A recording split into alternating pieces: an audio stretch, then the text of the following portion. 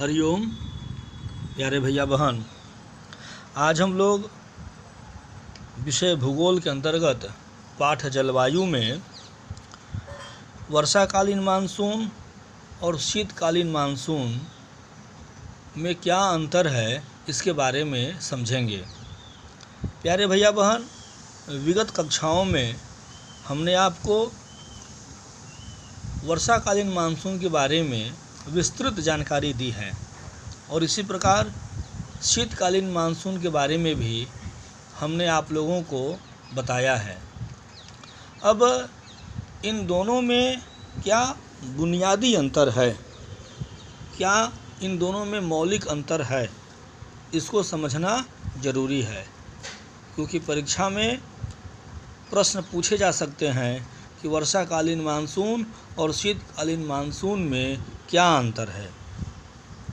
प्यारे भैया बहन, जैसा कि हम जानते हैं, भारत में दक्षिण पश्चिम मानसूनी हवा से जो वर्षा होती है उसे हम वर्षाकालीन मानसून कहते हैं, और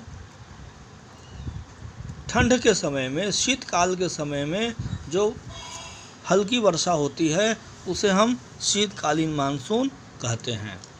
अब हम आते हैं वर्षाकालीन मानसून। वर्षाकालीन मानसून सामान्यतया जून से सितंबर माह के बीच में होता है। इस मानसून के द्वारा भारत में लगभग 85% वर्षा होती है। यह वर्षा भारत के अधिकतर भागों में, या हम कहें भारत के अधिकांश भागों में, वर्षाकालीन मानसून के द्वारा ही वर्षा होती है। यह वर्षा भारत में खरीफ फसल के लिए अत्यंत लाभदायक है। खरीफ फसल के अंतर्गत मुख्य रूप से धान की खेती की जाती है और धान की खेती के लिए यह वर्षा बहुत ही लाभदायक होती है। प्यारे भैया बहन, यह जो वर्षाकालीन मानसून है, यह भारत में केरल के तट पर इसका आगमन होता है और यह दो भागों में विभाजित हो जाती है। पहली शाखा अरब सागर शाखा कहलाती है, जो पश्चिम तट से ऊपर की ओर समानांतर बढ़ती है, और दूसरी शाखा बंगाल की खाड़ी की शाखा कहलाती है, जो कोरोमंडल तट से ऊपर की ओर बढ़ती है। प्यारे भैया बहन, एक और बहुत बड़ी बात है, वर्षाकालीन मानसून समुद्र में उच्च दाब वाले क्षेत्र से पृथ्वी पर निम्न दाब वाले क्षेत्र की ओर आगे की ओर बढ़ता है। अब हम आते हैं शीतकालीन मानसून के बारे में। शीतकालीन मानसून सामान्यतया भारत में दिसंबर से फरवरी के बीच होती है।